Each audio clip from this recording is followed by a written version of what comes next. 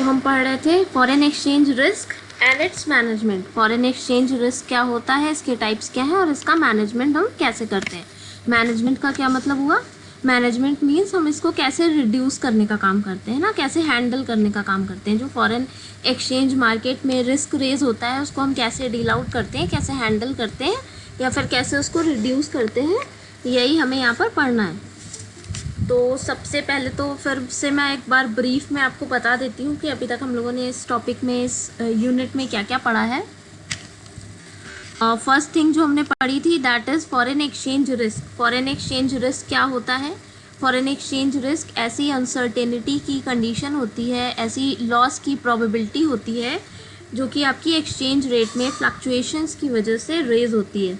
ठीक है, अगर एक्सचेंज रेट में किसी भी तरह का फ्लक्चुएशन आ रहा है, एक्सचेंज रेट आपका घट बढ़ रहा है, तो उसकी वजह से आपको अगर लॉस हो सकता है या फिर आपके बिजनेस में अनसर्टेनिटी की कंडीशन रेस हो रही है इकोनॉमी में, तो उसे हम क्या कहते हैं, उसे हम फॉरेन एक्सचेंज रिस्क कहते हैं। और रिस्क आपने पढ़ा था 3 तरीके का होता है, ट्रांजैक्शनल, ट्रांसलेशनल और इकोनॉमिक। उसके बाद हमने पढ़ा था कि इसको हम डील आउट कैसे करते हैं, मैनेज कैसे करते हैं। तो इसके इसको सबसे पहले हमने देखा था कि हम हेजिंग टेक्निक्स का यूज़ करते हैं, राइट। फॉरेन एक्सचेंज रिस्क को मैनेज करने के लिए, उसको एलिमिनेट करने के लिए या फिर रिड्यूस करने के लिए हम क्या करते हैं, हेजिंग टेक्निक्स का यूज़ करते हैं। हेजिंग टेक्निक्स हमारी वो टूल्स एंड टेक्निक्स हैं जिनसे हम रिस्क को कम कर सकते हैं। तो इनको हम 2 पार्ट्स में डिवाइड करते हैं। पहला था आपका इंटरनल, दूसरा था एक्सटर्नल। ठीक है, और रिस्क और एक्सपोजर में क्या डिफरेंस था, रिस्क आपका होता है ओवरऑल रिस्क, जो आपका फ्लक्चुएशंस की वजह से अनसर्टेनिटी रेज हो रही है, लॉस की पॉसिबिलिटी बन रही है, वो हमारा रिस्क है। और उस कैश फ्लोज पर जो इम्पैक्ट आ रहा है, एसेट की वैल्यू पर जो इम्पैक्ट आ रहा है, प्रॉफिटेबिलिटी पर जो इम्पैक्ट आ रहा है, वो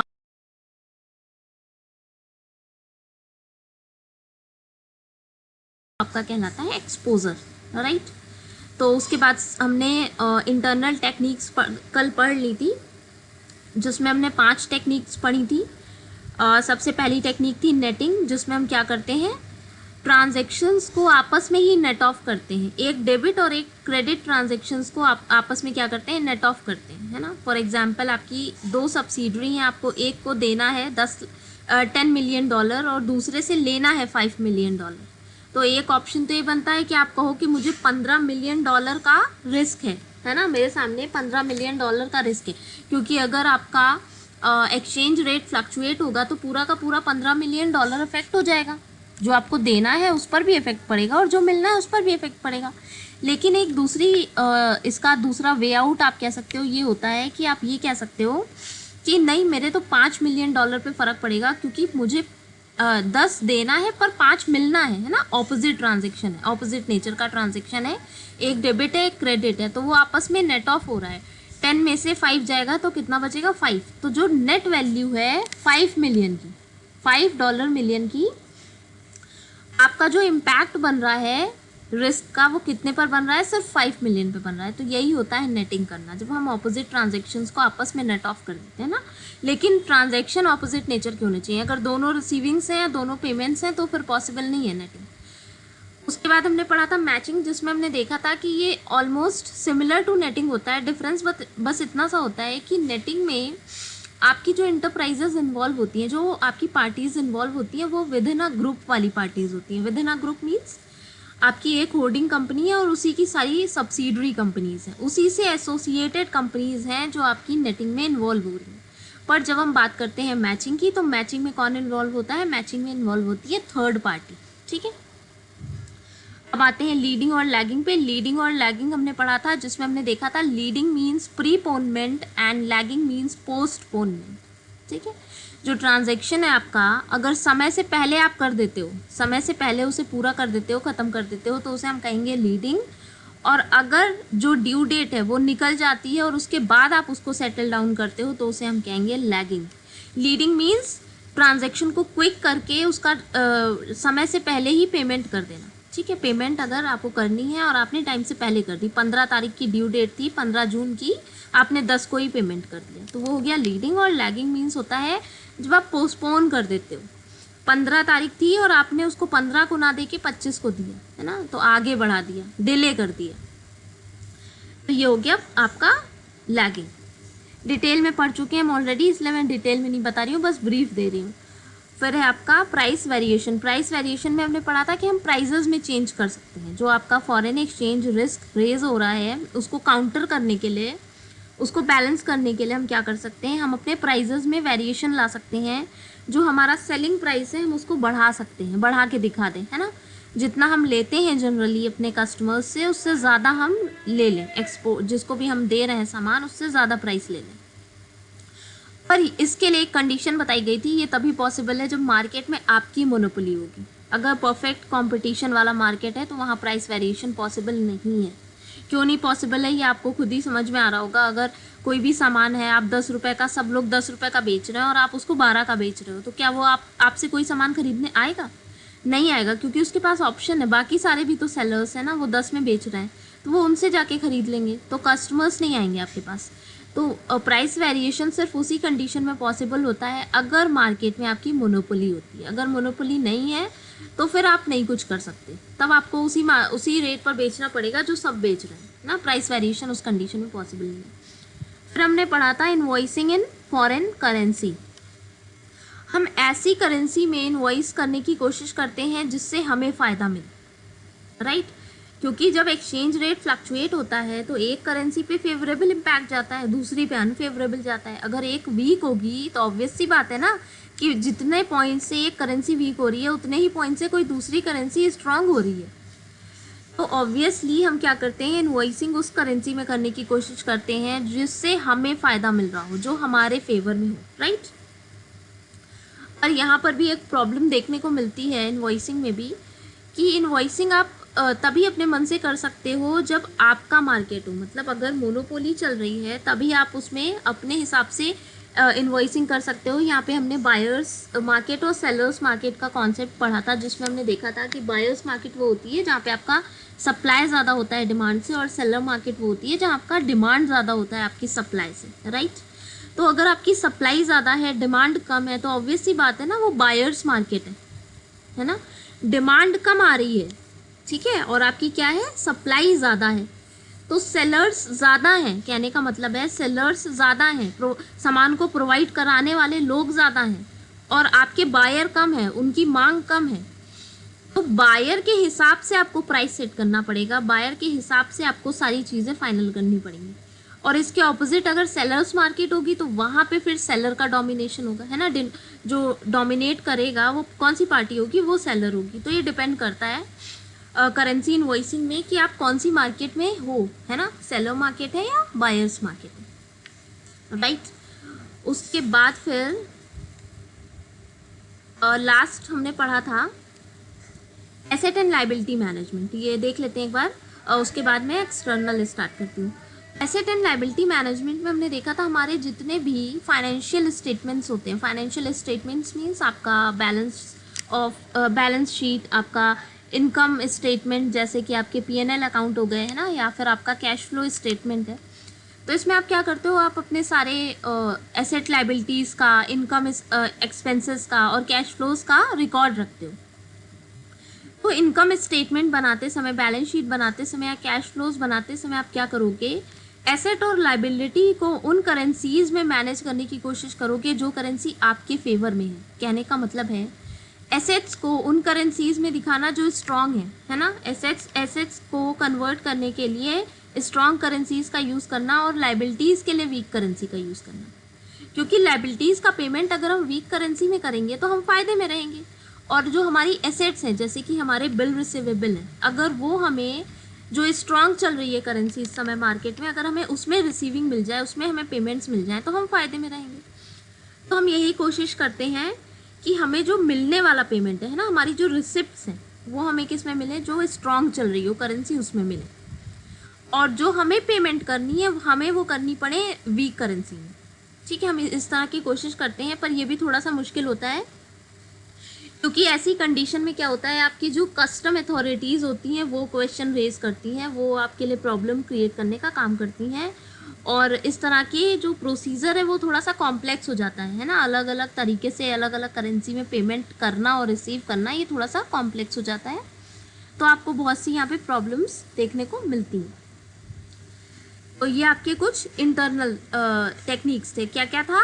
नेटिंग, पहला सबसे पहले हमने पढ़ा नेटिंग, उसके बाद पढ़ा मैचिंग, फिर पढ़ा लीडिंग एंड लैगिंग, उसके बाद करेंसी इनवॉइसिंग, उसके बाद आपका एसेट लायबिलिटी मैनेजमेंट, ठीक है, और ये लास्ट आपका था ये प्राइस वेरिएशन, ठीक है। तो ये 6 टेक्निक्स हमने पढ़ी हैं, किसमें? इंटरनल में। हेजिंग की इंटरनल टेक्निक्स हैं। इंटरनल टेक्निक्स को हम और किस नाम से जानते हैं? पैसिव हेजिंग टेक्निक्स के नाम से भी जानते हैं।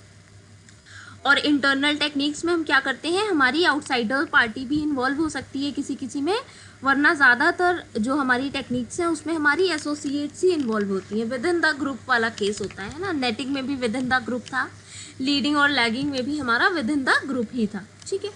तो हम अपनी पॉलिसीज़ में चेंज करके अपनी ही एसोसिएट्स के साथ हेजिंग करके इसमें हम क्या करते हैं, रिस्क को कम करने का काम करते हैं। अब हम आते हैं एक्सटर्नल हेजिंग टेक्निक्स पे। नाम में ही देखिए यहाँ पे क्या वर्ड लग गया है, एक्सटर्नल, यानी कि ये किससे कनेक्टेड है, किससे रिलेटेड है? कंप्लीटली थर्ड पार्टी से रिलेटेड है। ये किससे रिलेटेड है? कंप्लीटली थर्ड पार्टी से रिलेटेड है ना। जो आपके आउटसाइडर्स हैं उनसे रिलेटेड है। यहाँ पर हम विद इन द ग्रुप की बात नहीं करेंगे, आउटसाइड द ग्रुप की बात करेंगे, राइट। तो पहले तो देख लेते हैं क्या है ये external techniques which are also known as active hedging techniques. आपने अभी देखा था जो आपकी इंटरनल टेक्निक्स थी उनको आप क्या कहते हो? उनको आप कहते हो पैसिव हेजिंग टेक्निक्स, राइट। और आपकी जो एक्सटर्नल हेजिंग टेक्निक्स है उनको हम और किस नाम से जानते हैं? Active hedging techniques. क्यों? क्योंकि इसमें एक तरह का एक कॉन्ट्रैक्ट साइन होता है और उसके बाद इसको प्रोसेस किया जाता है ना। तो ये एक्टिव नेचर का होता है।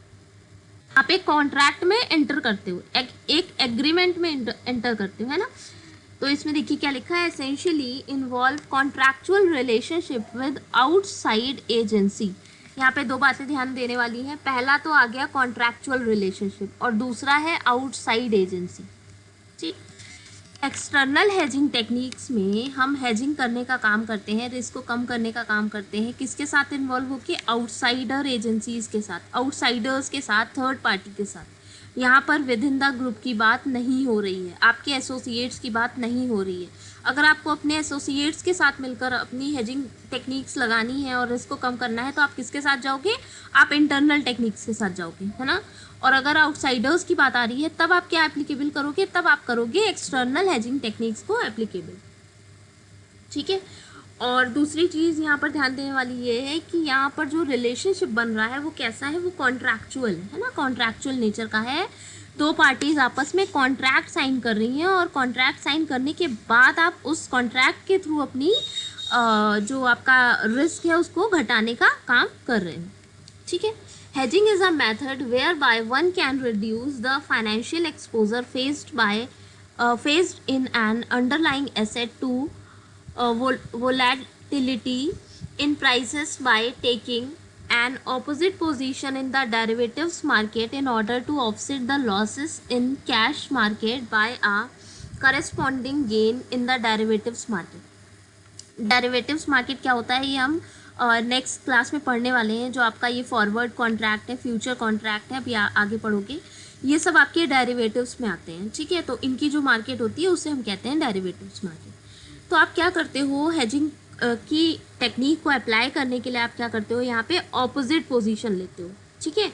मार्केट में ऑपोजिट पोजीशन लेते हो और खुद को डिफेंड करने का, खुद को सिक्योर करने का काम करते हो।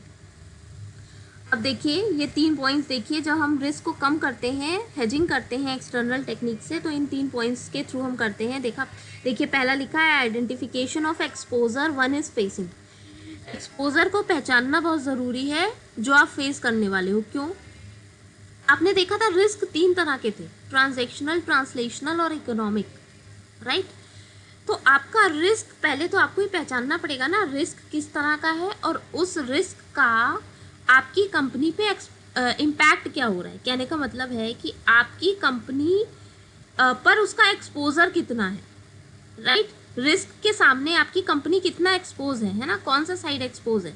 आप इकोनॉमिकली वीक हो रहे हो या ट्रांजैक्शनल एक्सपोजर आ रहा है आप पर या फिर ट्रांसलेशनल आ रहा है, ये आपको चेक करना पड़ेगा क्योंकि टेक्निक आप उसी के अकॉर्डिंग लगाओगे।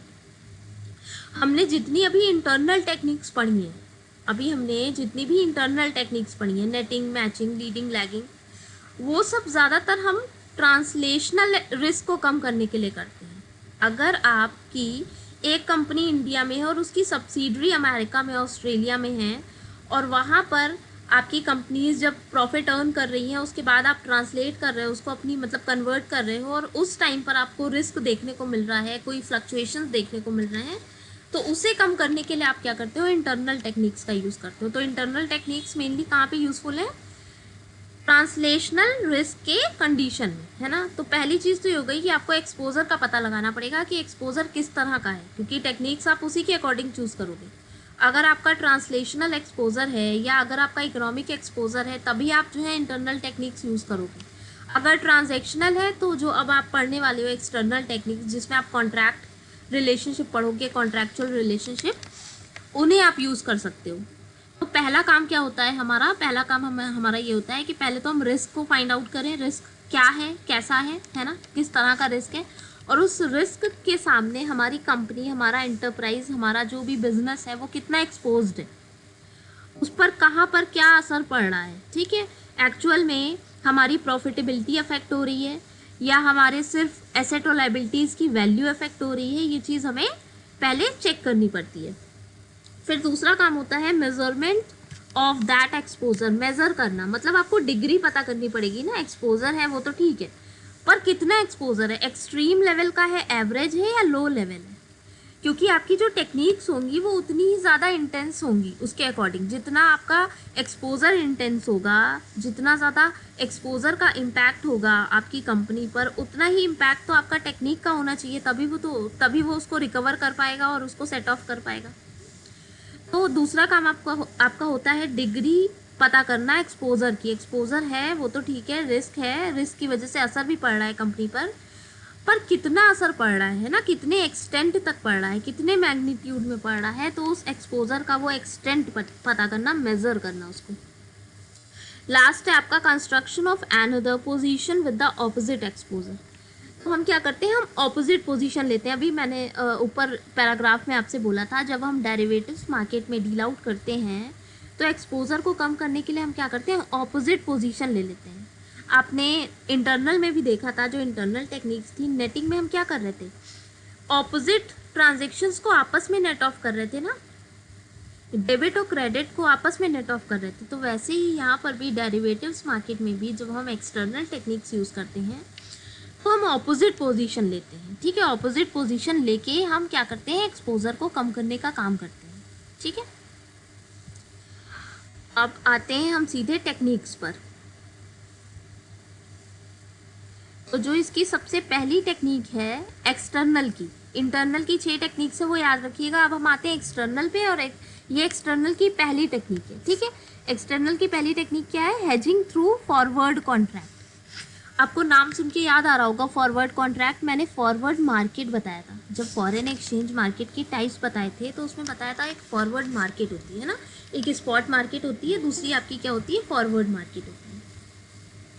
तो फॉरवर्ड मार्केट में मैंने बताया था कि आप क्या करते हो, आप डील जो आप साइन करते हो वो आज की डेट पे करते हो, है ना, जो सेटलमेंट होता है वो फ्यूचर की डेट पे होता है। सपोज आपको 6 महीने बाद करेंसी की ज़रूरत है, आपको 6 महीने बाद किसी वजह से डॉलर्स चाहिए, 10 मिलियन डॉलर्स चाहिए, तो आपने क्या किया, आपने उसका कॉन्ट्रैक्ट आज साइन कर लिया। ठीक है, आपको डॉलर 6 महीने बाद चाहिए, पर आपने उसका कॉन्ट्रैक्ट आज साइन कर लिया और आज की डेट पर आपने उसका रेट भी फिक्स कर दिया। टर्म्स, कंडीशंस, रेट्स जो भी होते हैं वो आपने आज की डेट पे फिक्स कर दिए। लेकिन आप उस ट्रांजैक्शन को सेटल डाउन कब कर रहे हो, वो कंप्लीट कब हो रहा है, फ्यूचर डेट पे हो रहा है। तो आपका रेट जो होता है वो प्री डिटरमाइंड होता है, पहले से हम उसको तय कर लेते हैं, लेकिन जो आपका सेटलमेंट होता है वो किसी न किसी फ्यूचर डेट पे होता है। तो पहले इसका डेफिनेशन देखते हैं क्या लिखा है। Forward contracts obligate one party to buy the underlying at a fixed price at a certain time in the future, ठीक है, from a counterparty who is obligated to sell underlying at the fixed price. These are one of the oldest and common hedging tools in the forex market. Consider an Indian exporter, ये यहाँ से देखिए, ये example दिया हुआ है, जहाँ पे लिखा है ना कंसीडर एन, यहाँ से एग्जाम्पल दिया है। An Indian exporter who expects to receive $1 million in 6 months, suppose that the price of dollar is 74.60 now.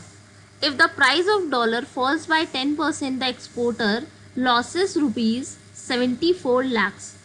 But by selling dollar forward, the exporter locks in the current forward rate of 74.65, which means even after dollar depreciating by 10% in the next 6 months, the exporter would still get rupees 64.65 per dollar. Thus the exporter has fully hedged himself.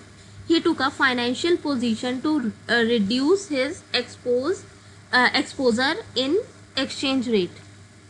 क्या लिखा हुआ है देखते हैं. यहाँ पे बोला है कि एक इंडियन एक्सपोर्टर है. इंडियन एक्सपोर्टर को हिंदी में हम क्या कहते हैं? निर्यात करता है ना. निर्यात करता है एक इंडिया का रहने वाला. ठीक है. अब इंडियन एक्सपोर्टर है, भारत का निर्यात करता है, तो ऑब्वियस सी बात है उसने क्या किया होगा? उसने सामान बेचा होगा, क्योंकि आयात करता अगर होता तो सामान खरीदता. यहाँ पे क्या वर्ड यूज़ किया गया है? एक्सपोर्टर वर्ड यूज़ किया गया है.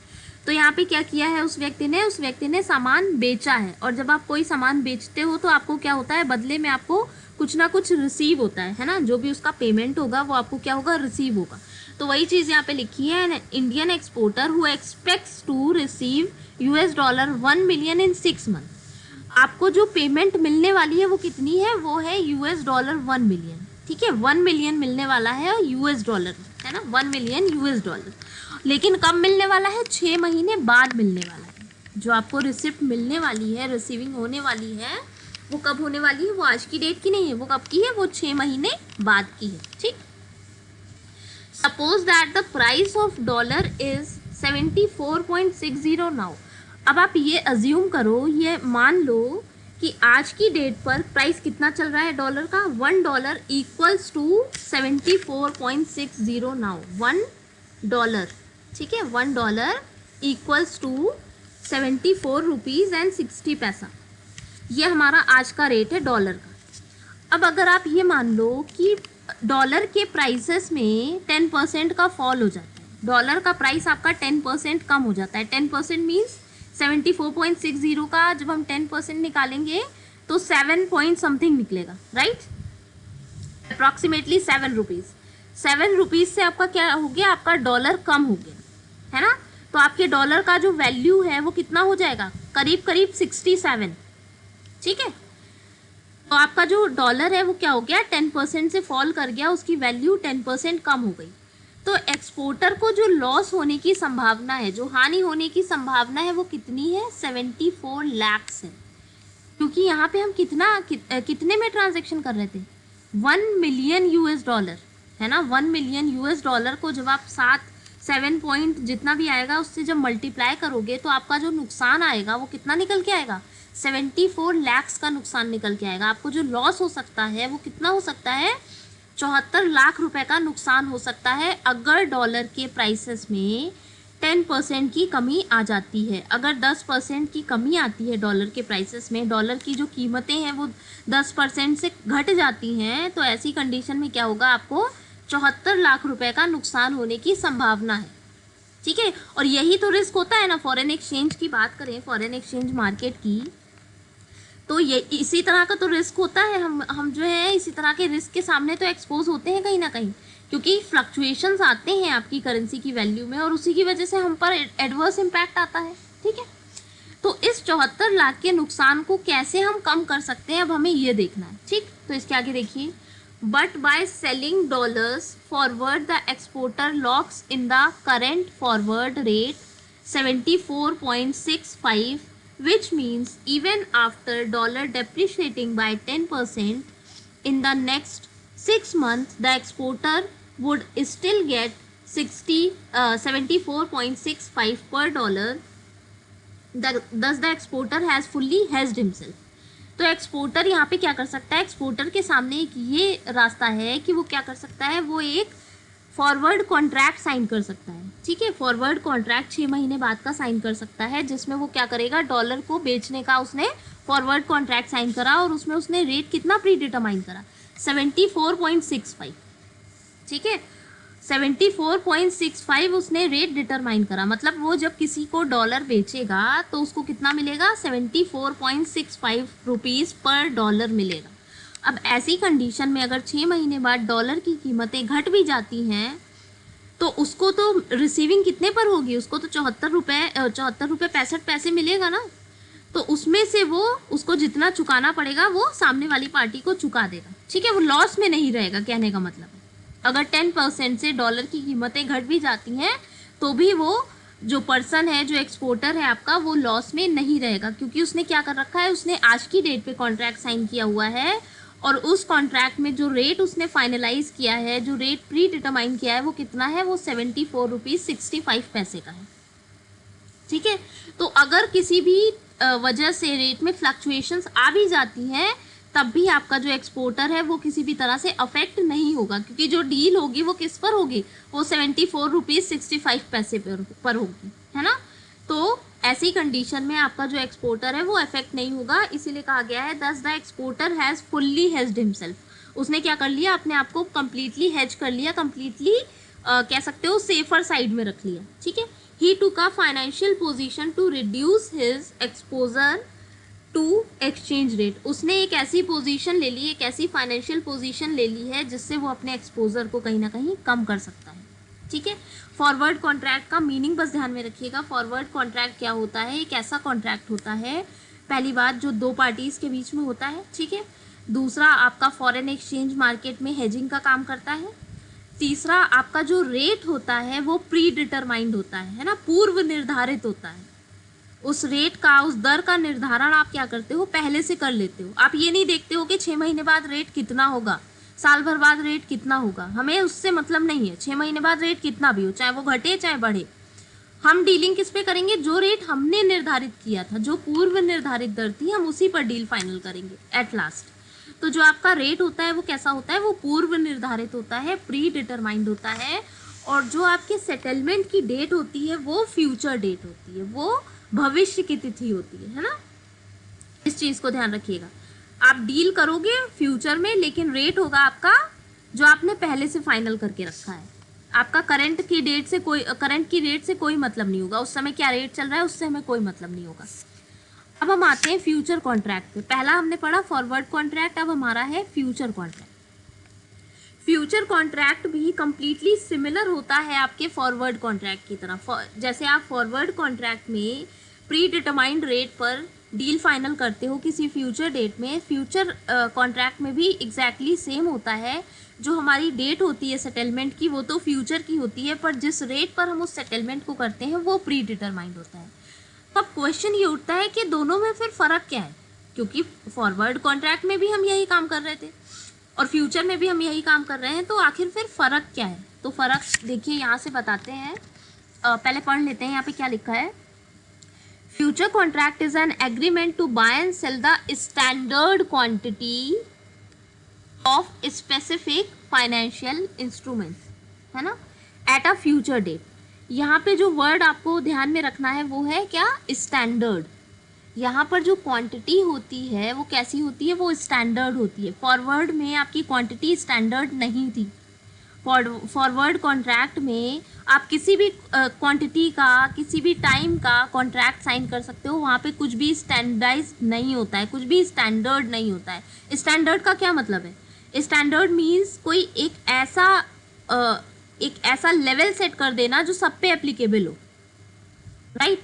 कोई एक ऐसा लेवल, कोई एक ऐसी चीज़ सेट कर देना, फिक्स कर देना जो सब पर एप्लीकेबल हो, मतलब उसमें जो भी एंटर करेगा उसे वो चीज़ फॉलो करनी पड़ेगी, वो होता है स्टैंडर्ड, ठीक है। स्टैंडर्ड रूल्स एंड रेगुलेशंस या स्टैंडर्ड डेट या स्टैंडर्ड क्वांटिटी, तो ऐसा कुछ भी हमारे फॉरवर्ड कॉन्ट्रैक्ट में नहीं होता है। फॉरवर्ड कॉन्ट्रैक्ट में कुछ भी स्टैंडर्ड नहीं होता है।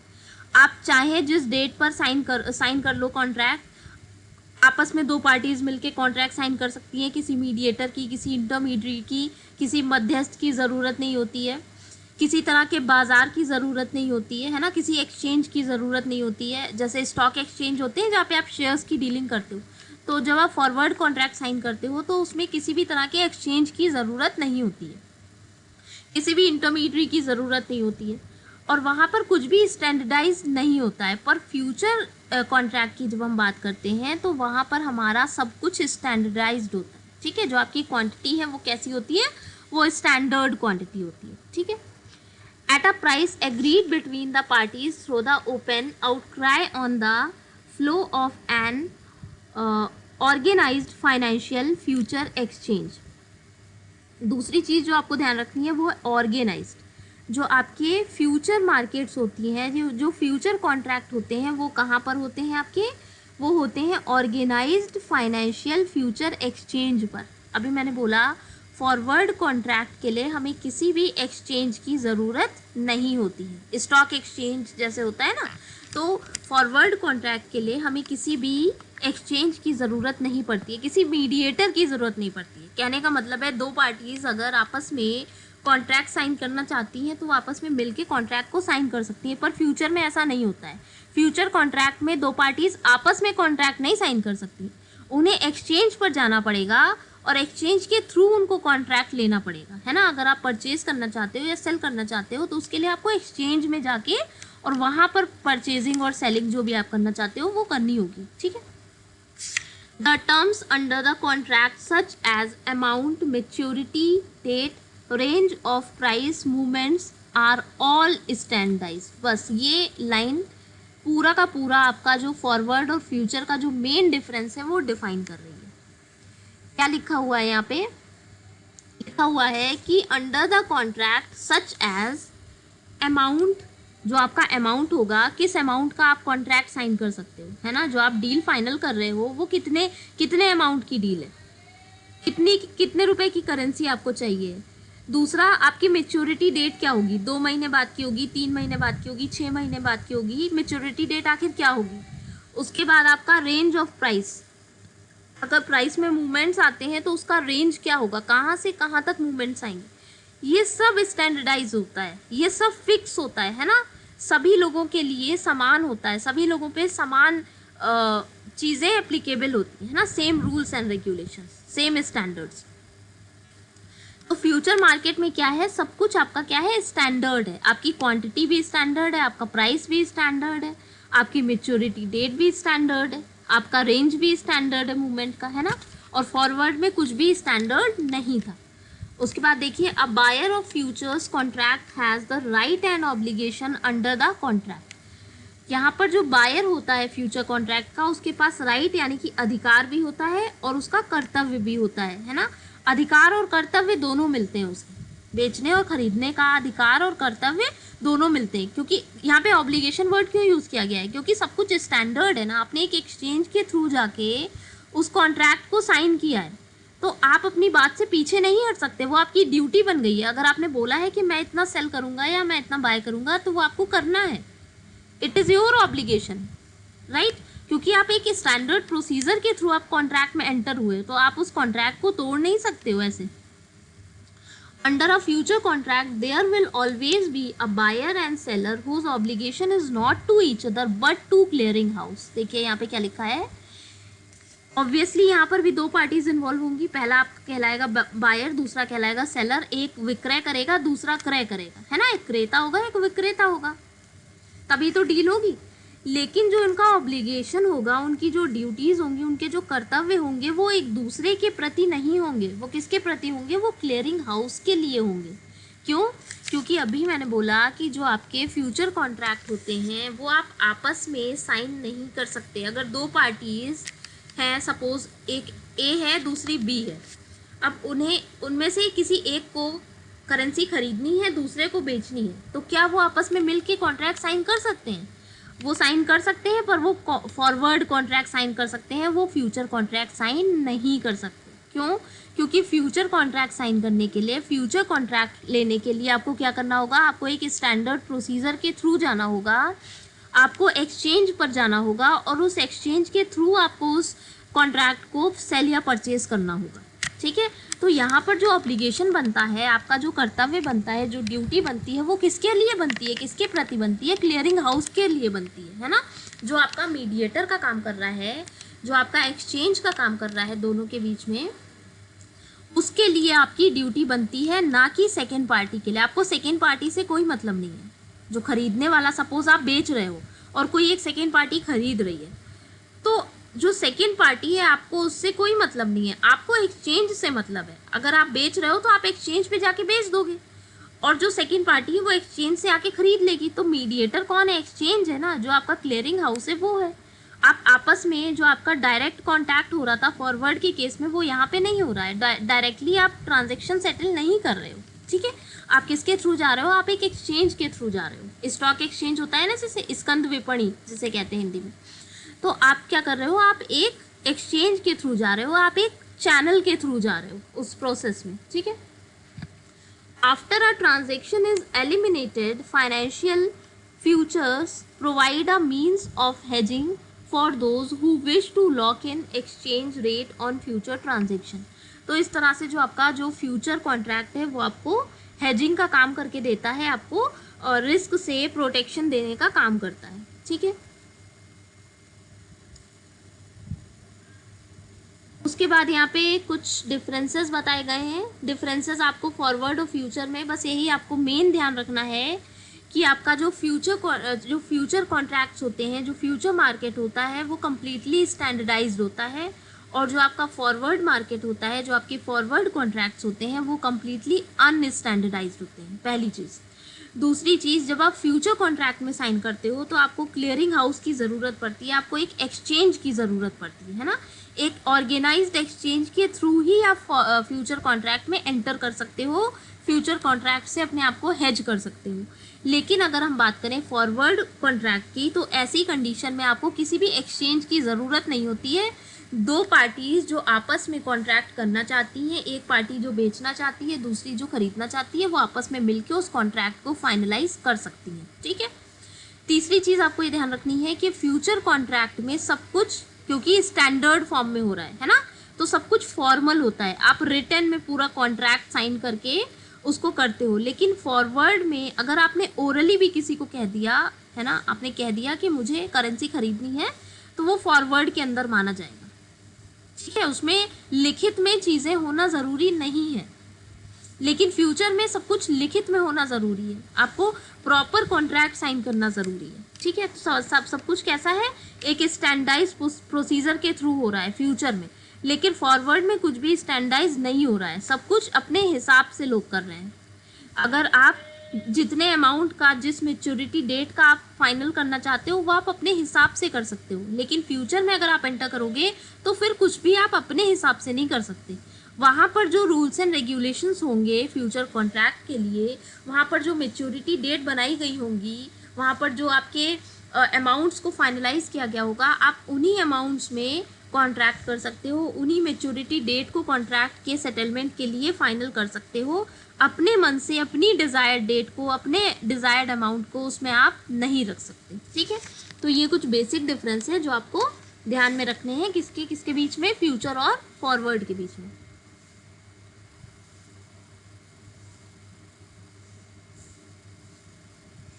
देखिए यहाँ पे सेकेंड पैराग्राफ में लिखा भी है, hedging through future contract is almost akin to hedging with forward contract. Almost same होता है ना, जो आपका हेजिंग थ्रू फॉरवर्ड कॉन्ट्रैक्ट है और हेजिंग थ्रू फ्यूचर कॉन्ट्रैक्ट है, उसका जो फंक्शनिंग होती है वो एक तरह से सेम होती है, लेकिन जो फंक्शनिंग का तरीका है, जो मेथड है ना, जो प्रोसेस है, वो डिफरेंट होता है।